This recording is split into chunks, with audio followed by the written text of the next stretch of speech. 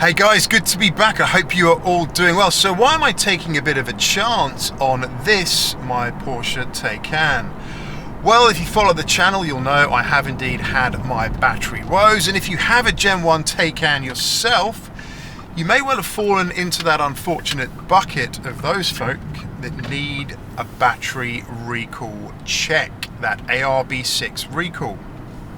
And it is a pain in the butt, no doubt. No recall is a fun thing to do. You've got to get your car back in, it's got to be checked, it's got to be blessed, etc. It is just an unwanted hassle, whether you like it or not. Of course, good to ensure that the car is safe, but for most folk, just a pain in the bum. And here is the thing with this as well, right? That you must remember, just because your car has been issued a recall, it's part of that recall program, it doesn't mean that your car is affected. 7,916 cars in the UK are affected by this recall. And the consensus is, at least that the promise is, the hope is, that only a fraction of those cars are actually going to have a problem. And that problem is with the HV battery, and specifically a module or two that might be not performing as expected.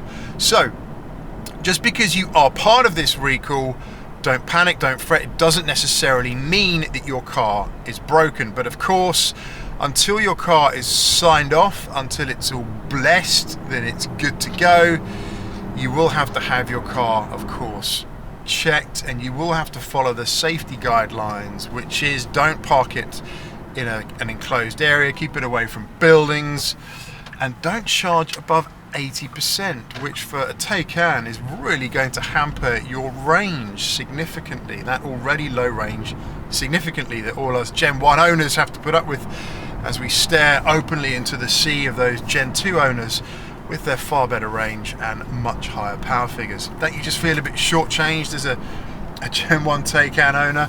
Those improvements so good across the Gen 2 range, but this is life.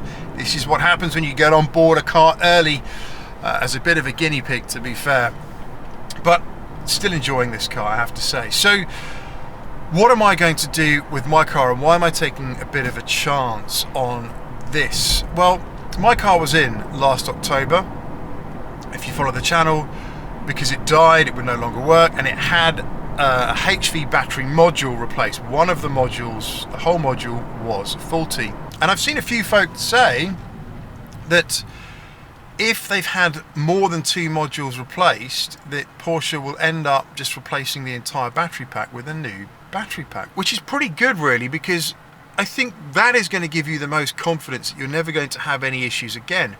If you have had a module go in your Gen 1 battery pack, what's to say that you're not going to have another module go at some point, and then further down the road another module, just because the quality or the chemistry and the tech in these Gen 1 battery packs doesn't seem to be where it is. So I had a module replaced in my car. I had a module replaced, and at the end of that process it was all checked, fully signed off, and blessed with a clean bill of health. And of course, since then I have somehow managed to end up back in the ARB6 recall bucket for my car to go in to be checked. One of the things about living in the UK is when it rains, if we have a southerly breeze, a southerly wind, it can often drag up dust from the Sahara, which is carried hundreds of miles and then deposited on your car and leaves this. So this was clean yesterday, and I'm going to have to wash it all again to get this sand off of it. Not ideal. But the thing is, this car is going to be in my ownership for only a little under 5 more weeks. So not long at all. I haven't got long left with this car, and I am really enjoying it at the moment, I have to say. So yes, my car has to go back in and be checked. Now, this is the problem that the dealership network has right now. So Porsche dealers, probably there's just about 50 or so, just under 50 in the UK, and they've got to check 7,916 Taycans. And I assume, 2 hours check per car? That is 8 weeks, 2 months of solid Taycan checking just to get through all those cars with issues. And of course, that is assuming that they're not doing anything else, which of course they are. They're doing plenty of work on other Porsches as well. It's not just Taycans.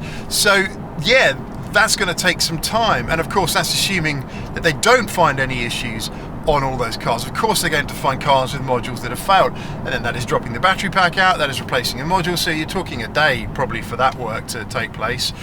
So there is an awful lot of work that needs to take place, and I estimate, given the fact that there's other cars they have to work on, given the fact that there are Taycans out there that probably are going to need repaired, it's probably a good 6 to 8 months of work just to get through all of these Taycans to ensure that they're all right. Now, I dropped a call into the Porsche service centre a couple of weeks back, and I explained my situation, and I actually know the service guy there by name, because of course my car's been in, and I said, can you reach out to him and just see if my car does indeed need to be checked again, because of course of what happened with the battery replacement or that module replacement last year.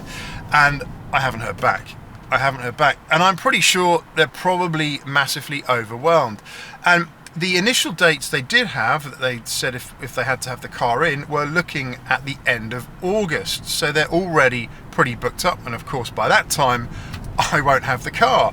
So this is effectively why I am taking a chance with my Taycan, and I don't think it is a big risk. I don't think it is an issue or a challenge that I'm really going to worry about. And the primary reason for this is because the car was in October for the battery to be overhauled, checked, blessed and signed off. So I think we'd have to have had another module go since then, and we're talking about 9 months ago, right? So it's not really that long a time, and everything still seems to be working fine. I still have my full range, it's taking charge properly. Let's just say I could get the car back into the Porsche service centre prior to me disposing of this car and handing it back to them. What if it was in for another month or so? Then I'd be without the car. So for this last 5 or so weeks I've got with this car, I really do just want to enjoy it. I want to have a bit of fun with it. I want to produce more content with it, and should the worst happen and it die, well then we'll just cross that bridge when we come to it. But I'm not going to worry about it for now. I'm not going to stress about it. I'm not going to fret about it. I'm simply just going to enjoy the car for the time I have left with it. And when I hand it back to Porsche, I'll just remind them. They'll see that it still has the ARB6 recall outstanding, and they'll have to just get this done before releasing it back into the wild. So this is just part and parcel of the situation with this ARB6 recall. My advice to you, of course, if you have a car that you're going to be owning for any significant amount of time, absolutely get it back in for that ARB6 recall. You want the car to be blessed. Now, the other component here is, of course, there is going to be software applied to the car. There's going to be software installed to all Taycans to monitor the battery health. What isn't clear is if that software is installed, does that also count as part of this ARB6 recall work, or does indeed the car still have to go back into Porsche for this work to be done? Because as I understand, the battery monitoring software can be installed over the air. That's the crucial thing here. This car software can be installed over the air to monitor the batteries, check their health. So if you're in my boat, hand it back. If you're not, get the car checked over, ensure that you're comfortable with it, ensure they're happy with it, and then continue to enjoy it.